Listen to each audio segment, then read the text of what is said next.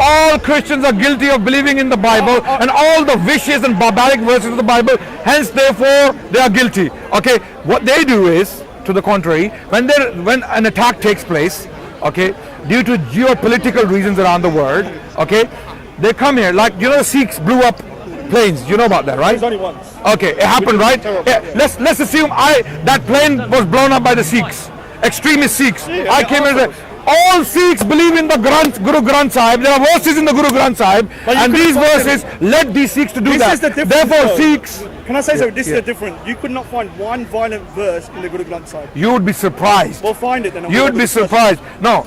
What I'm trying to say to you, in the Quran, it can be misinterpreted. Exactly. So, I can pull out verses and misinterpret them. What I'm trying to say to you, and I agree with that. Yeah. But the point is, there are some dumb people in the world that will misinterpret it. Thank you. And these are hate preachers. But they're not dumb. They're very clever. They know what they're doing. But the difference is, with the Guru Granth Sahib, you could not make that mistake. Yes. Because there's no way. I believe Guru Granth Sahib has some beautiful teachings. I want you to understand one thing. These hate preachers, inverted commas now for you know what they do? They say, you know what, ISIS is a good Muslim. ISIS is a good, they're good Muslims. They are true Muslims. Yeah. It's like me saying those Sikhs who blew up the plane are true Sikhs. They are the Akali Dal Khalsa Sikhs. I don't agree with that. I still think the word hate. No, of course you don't agree with that. Of course you don't agree. I don't agree with that. I don't believe the Sikh religion. If they were saying, oh, we want all Muslims out of the country, we want to kill all Muslims, I would say that's pure hate. Because of them, that's what Tommy Robinson. But that's what Tommy Robinson is saying. Yeah, but you can't. You know, Jay Smith is a close friend of Tommy Robinson. Did you know that? Jay Smith and Tommy Robinson are very close friends. According to Jay Smith himself, Jay Smith calls him his good friend, Tommy Robinson, the man who is responsible single-handedly of causing, if not hundreds, you know, possibly tens of attacks against Muslims around the country. Okay, and Sikhs, by the way, because some of these simpletons, they don't know that this is a Sikh or this is a Muslim. The person to be killed after September 11th in America was a guy with a turban. Did you see this video recently from Canada? The woman screaming in front of the Sikh. Oh no, she knew he was Sikh. No, she didn't. I know. She didn't know he was Sikh. If you listen to it carefully, what she was complaining about. She was saying Sharia, take your Sharia. Because he agrees with a particular law called M103, which is almost like a sort of a pseudo kind of blasphemy law. And he agrees with that you shouldn't criticize religions. Yes. And so she was, from my understanding, was protesting that, but it come across like she didn't know. Finally, before I go, a lot of Sikhs out there, not you, a lot of Sikhs I'm saying out there, they have this hatred for Islam, Islamic history. No, I'm not saying you. I'm saying there are a lot out there. And this hatred is because of ignorance, not because of firm historical knowledge. Because if every single Sikh gentleman was to go and study the history of India closely, carefully, objectively, you would come away with different conclusions completely altogether. I get the impression as well that a lot of Sikhs hate Muslims. No, we don't hate Muslims. Because Sikhs you are talking about Sikhs yourself. see the Mughals in the Muslims. They see the Mughals in the Muslims. What it is here, I don't like Islamic ideology. I'd be straight with you. What do you know about it? I know some. The bits like, what do you know? What do you know? So we'll talk afterwards. Yeah. Maybe in the future. But I don't like Islamic ideology. But it doesn't mean I don't like you as a person, as a Muslim. Yes. Yeah, I can differentiate. I can meet anybody and I'll be nice to them. It doesn't mean I agree with everything. I don't agree with everything in Christianity. The Old Testament's no, if I was to say... Can you give an example of an Islamic ideology that you dislike? I can give you an example. I hate the JIZYAH. Okay. The JIZYAH attack. What do you know about it? It was implemented. Okay. For you to hate something, you have to know it, right? Well, I know it's oppressive to know. Okay. No, for you to hate it, do you agree that you have to know about it? Oh, I dislike it. Okay, for you to dislike it, you have to know about it, right? I know it's a tax on non-Muslims. Fine, but for you to dislike it, you have to know about it, right? Well, am I wrong? Is it a tax on non-Muslims? No, for people of the book. But you said you dislike it. No, but can I say what I believe it is? Or say I suspend judgment until know more about it. But can I give my definition? Can you suspend judgment then? Can you suspend judgment? I'll suspend. Can I give you my definition of the JIZYAH? It's a tax on non-Muslims, people of the book. Yeah. Now, I'm not a person of the book, so I don't even know what happens. And what is it? And it's a protection. Yes. And the people that...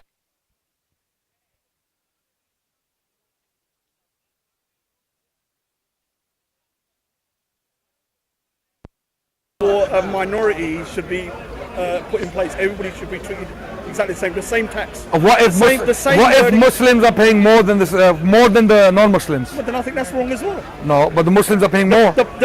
So your point about oppressive, you said use the word oppressive, right? Psychologically, how is it oppressive? For me, I'm just talking about myself. Psychologically, it feels like I'm being taxed for not being Muslim.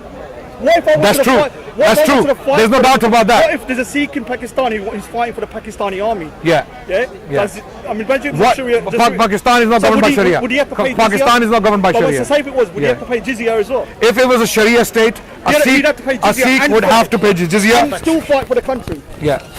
Yes. So don't you see how that is? He wouldn't have to fight for the country. Wait. Say if he wants There are to. Sikhs fighting for Pakistan. The Sikh soldiers. Let me explain now. How that Okay. Do you know how?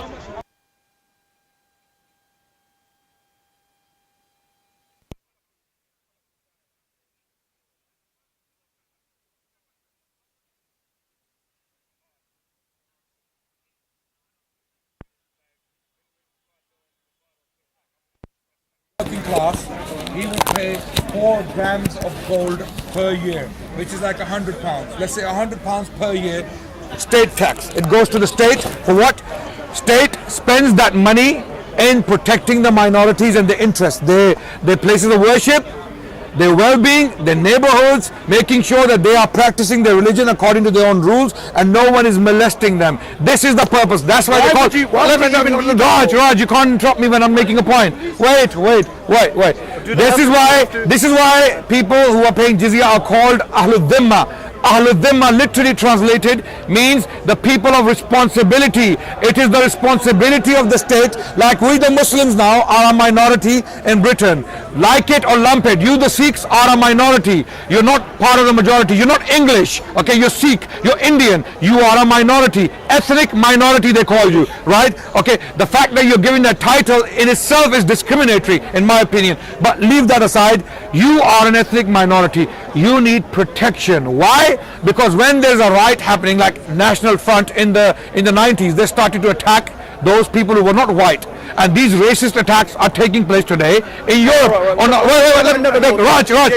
Raj, let me finish my point, then you will understand where I'm coming from. Okay, so minorities need protection by the virtue of being minorities, by the very virtue of being minorities, because they are different.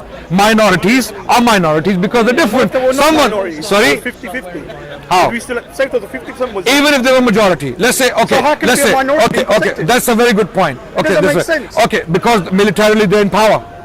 Okay, if both of them are in power, and it's serious. It's not going to happen. So you're then, saying. Okay, that's a good point now you made. Yeah. What if the non-Muslim power is more powerful than the Muslim power? Then they cannot charge jizya because they cannot protect them. Jizya is for protection. Like for example, what happened in Damascus when the Muslims came in to Damascus, they took the land from Byzantines, from the Romans, right? So when they conquered Damascus, the people of Damascus majority was Christian, so they came forward and they paid jizya. Now the Romans came back with a large army to take back Damascus from the Muslims. So the Muslims, Abu Ubaidah bin Jarrah, the leader of the Muslims, who was a companion of the Prophet of Islam, he said to the Christians of the city, come back and take your money. And they said, why? They said, we can no longer protect you because we have to now retreat to fight this big army that's coming our way. And if we come back, we will be on you, or we will live with you on the same terms, right? And the Christians, history testifies to the fact, not only Muslim history, there's a Christian historian, Dionysius, writing in the 9th century, testifies to the fact that the Christians cried when the Muslims left. Why? Because they wanted them to govern. They didn't want the Romans to come and govern because they were different. They were a different form of Christianity. They were Orthodox Syrian Church, and the Romans were Chalcedonians. Wait, yeah. So, no. But the Muslim behavior. Look at the Muslim behavior. He ordered his treasurer to give back all the money we have taken from the Ahlul Dhimma, or all the jizya we have taken, because we can no longer protect them. Do they have to pay the zakat? Do the Muslims No. have to pay the zakat? Muslims pay more. What about the fact that the Muslims have to pay 2.5%? But he believes that's not discriminatory. What I'm trying to say The Muslims actually have to pay when more. you look at this country, And if a Muslim doesn't pay, what happens? What I'm trying to say to you is that when If a Muslim doesn't pay, what happens? Can I say something, Adnan? He's reprimanded by the state. What you're doing in an Islamic state is you're making it them and us. And that in itself is dangerous. no. When one group has to pay a jizya No. and the other group doesn't, Did you know they for were? me, that's almost saying you're. You know the most You powerful. seem to have no problem living in this country where But you then are all an the taxes ethnic are the same. minority. I don't care. Ethnic No minority. one's done everything to me. Well, that is discriminatory Okay. isn't it, to say you are ethnic minority. Raj, You're British. wait, Raj. Did you know that there were Sikhs? There's indigenous Did you know there were people Sikh? that are British. Raj, did you know there were Sikh governors appointed by the Mughals in Punjab? Did you know that? Yeah, I do know. Okay, so it was not like them versus us. It wasn't like that. Even in Islamic Spain, when Muslims were the most powerful military existence in Northern Europe, or Western Europe rather, Western Europe, you know who was the Prime Minister?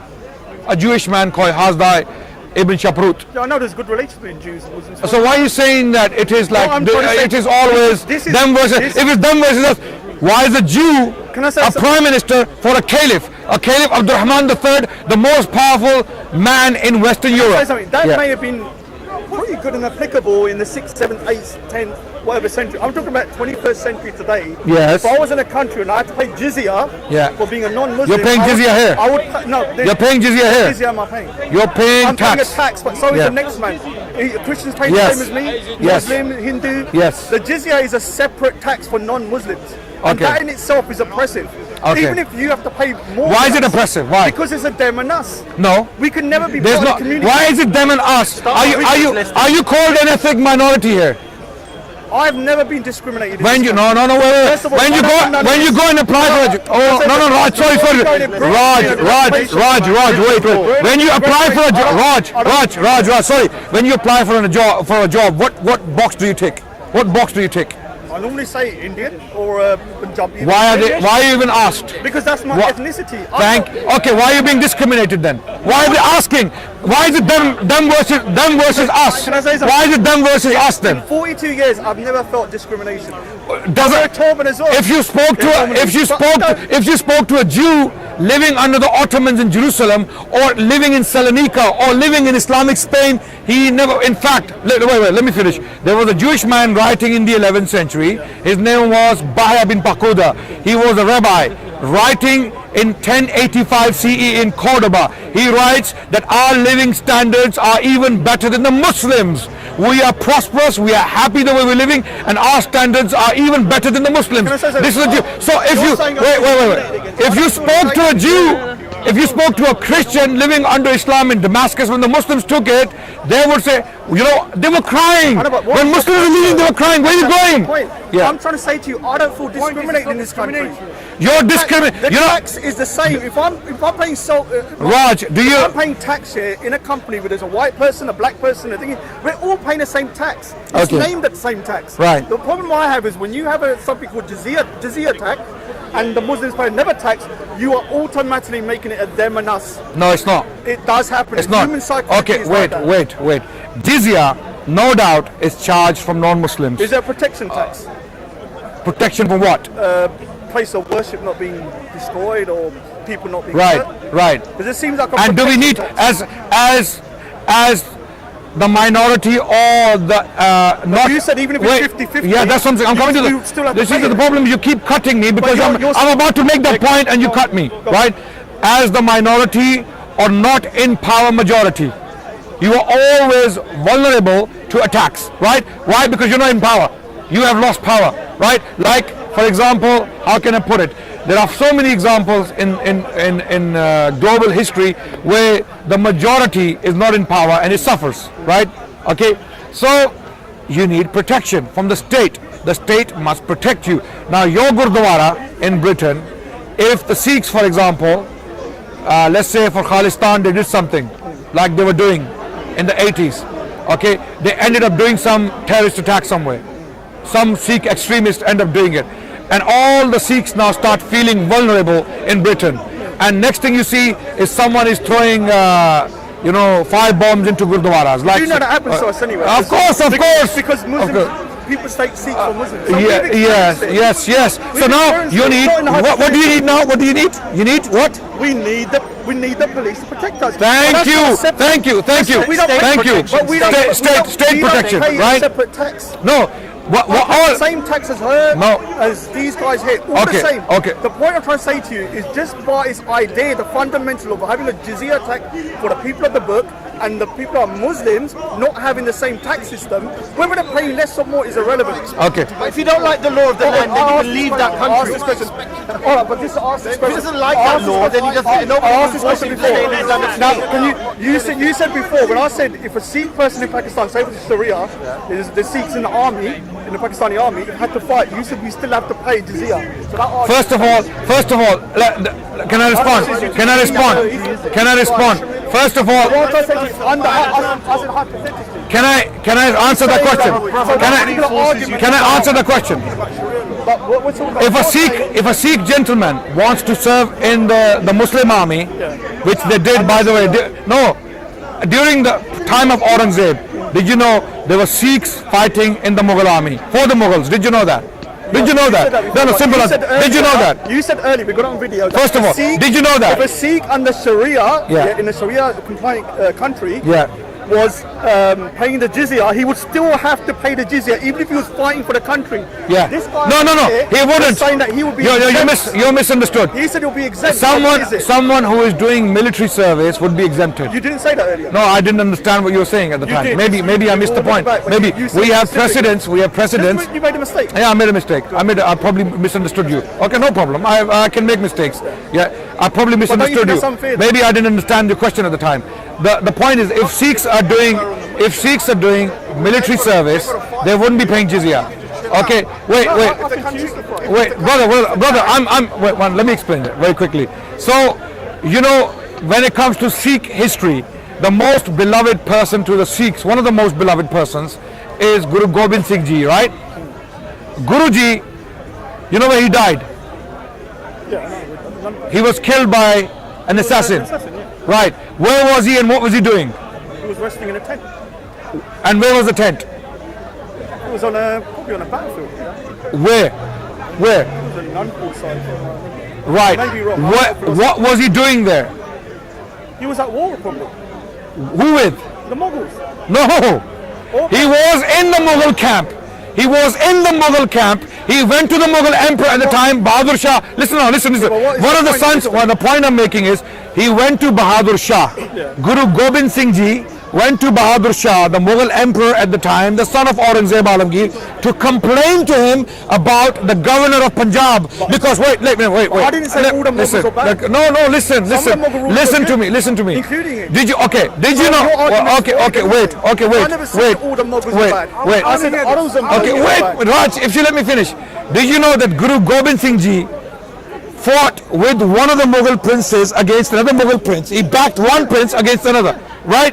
So the way now Sikhs, generally speaking, I'm not saying exceptions, Sikhs have this impression in their mind, all Mughals, Aurangzeb, Alamgir, murderers, killers, oppressors, right? No, you don't. There are people out there, that think like this, okay? But the Guruji himself was in the Mughal army fighting for the Mughals. Most Sikhs who are educated know that even under Maharaja Ranjit Singh, he was only 15% of the area and 70% was Muslim. Yes. Most of the court was Muslim. Yes. So I understand that the Muslims and Sikhs have worked together. All I'm trying to say to you... Actually, his prime minister was Muslim. His foreign secretary was Muslim. Fakir Azizuddin. No, but what I'm trying to say to you, under Sikh rule, there was no jizya tax. Everyone paid the same tax. What I'm trying to say to you, the jizya is oppressive. Do you know? In its nature. Okay. Well, no. When Ranjit Singh was governing, what happened to Badshai Mosque? Wait. What happened to Badshai Mosque? Wait. When Maharaja Ranjit Singh was governing in Lahore, what happened to Badshai Mosque? I don't know. Go and check. Yeah, I'll check. Go and check. Yeah, but okay. If what he did was wrong, what I'm trying, are you going to use that as a model for the Sikhs? What I'm trying to say to you, on a basic level, having a tax system for Muslims and non-Muslims is oppressive. It's not. No, it's not oppressive. Psychologically, I don't agree with you. No, that's because you're on the dominant side. No, wait, Raj. Psychologically, you are. If I was a 5% Sikh in a predominantly Muslim country and I was paying jizya, I would feel Raj. oppressed. No, okay, fine. That's you have you ever lived under jizya? It doesn't matter. I can. No. Sorry. can put myself in Raj, that you can't have psychological feelings about something you haven't experienced. Of course I can. No, you can't. Why not? You can't. Why not? You I can can't. think about how a piece of cake Okay, tastes. no, Raj. And I can taste it. If you're saying having the idea of having 4 wives is psychologically depressing, I'm going to ask you, have you ever had it? You're going to say no. So I'm going to say, complete Raj, red herring. no, it's not red herring. You have never I'm lived. telling you, As as a minority, I would feel impressed. I would feel oppressed. Have you ever lived under Islamic? It doesn't matter. No, it does. It does. So No. we have to now instate an Islamic state. Yes. Just to prove my point. Yes. So Yes. we can't have any. Otherwise, because those who lived. We can't be theoretical about anything. Okay, Raj, there are 2 options we have. Can I finish now my point? Yeah. Can I finish? We have 2 options. We have one option, which is to listen to those who lived under Islamic protection as zimmis paying jizya. We have one option. That option is, and we have many testimonies historically. The other second option is listen to people like yourself and others attacking Islam. I'm not saying you're attacking Islam. There are others who use the same point. Listen to them talking about jizya, ahlul dhimma, and living under Islam. Which option would you rather choose as a reasonable person? Simple question. Can you repeat that? 2 options. Listening to someone who has experienced living under Islam, paying jizya, living as a dhimmi. Listening to him and his experience, okay, his testimony. And listening to someone else who has never had that experience. Whose testimony would you take more seriously? Yeah, but I don't know who that individual is who's giving me the I'll tell you. Well, He could be I asked retard for all I know. Raj. Okay, let's see if they're retards. I'm just First saying- question is, who would you rather? Raj, come on, man. The problem is I can't have a discussion like this. To have a fruitful discussion, who would you rather listen to as a reasonable man? Someone who experienced it or someone who has not? Is it a Sikh person that's giving me that account? Let's say Sikh. Who would you? Hypothetical. You said you can't give no Who would you rather listen to? You said you can't do no hypotheticals, but you're giving a hypothetical. Who would you rather listen to? Simple question. Who would you rather listen to? Someone who has If it was experience? Sikh, and Okay. it was in this century, Okay. not the 6th century or the 7th century. Raj, Because time you has changed now. want a teacher for your children. Who would you hire? Someone who has 10 years experience or someone who has no experience? Who? Simple I've met some question. people that have no experience but have much more knowledge than someone who's been trained. So I don't go by that myself. Maghrib is going. I think we should. Raj, it was nice. We're never nice gonna talking do, to but you. you're a good guy. No problem. You're a good guy. I've got nothing against Hey, you. say hello to your son. Sorry, I will. And, I will. I want to see if I met Ali. Yeah, he said he was going to come to me. No, this is not mine. That's mine. No, that's mine. Well, you can say that on camera. Stop. You got his one, isn't it? Where is it? Yeah. Stop is that one. Stop. Oh, you got it. This is for Yeah, clip it on You don't know the details. Enough details to make it happen. Sayyid. going on. Sayyid. The microphone. And I'll give it to you. I know that there is people that are really stupid that can listen to him. Why? Why did he? He was a Muslim. Or maybe he's an atheist. He's one of the biggest enemies of Islam. When he was 19, he wasn't. In this country, he's one of the But biggest when he was- enemies of Muslims. When he was 19, he was part of his Tahir. And I used to Go know and check him out. I was trying to say to you, at that Hamid. time, he was so brainless. Hamid. He was reading the same text as you. Hamid. I'm trying to say to you that Next time, I didn't know what he was throwing at me. I couldn't see you. Just tell me what it is, so I'll come and grab it. Not throw it at me like that. How do you tackle it by educating people? This is what I'm trying to do to you by talking to you. The problem is your view on Islam and Muslims is completely conditioned by your Sikh lens. You know, you as a child, since you've been going to Gurdwaras, you've been listening to these stories about Aurangzeb killing 2 children, 2 sons of gurus. You know, it's like the Shias. The Shias, from a very young age, they have this story made about Karbala, what happened in Karbala, and they have forged so many details about the incident. I wonder where they got the details I'm from. going to be honest with you, most of my experiences are negative, are nothing to do with my Sikh religion. I've knocked off once for being Sikh. The Hizb Tahir tried to kill me once. So I've experienced... Why? Because we were setting up a Sikh society in the college. Right. And they were so fundamentalist, like imagine Nawaz was the leader. Where was this? This in East Ham College. When I was 18, like 20 years ago, and I set up the society. And before that, all my best friends were Muslims. I come from Leighton, yeah, so Leighton's a Muslim area. No. They were trying to kill you because you're setting up a society. So I then went to Eastham College thinking that all Muslims are like the guys I used to know when I was younger.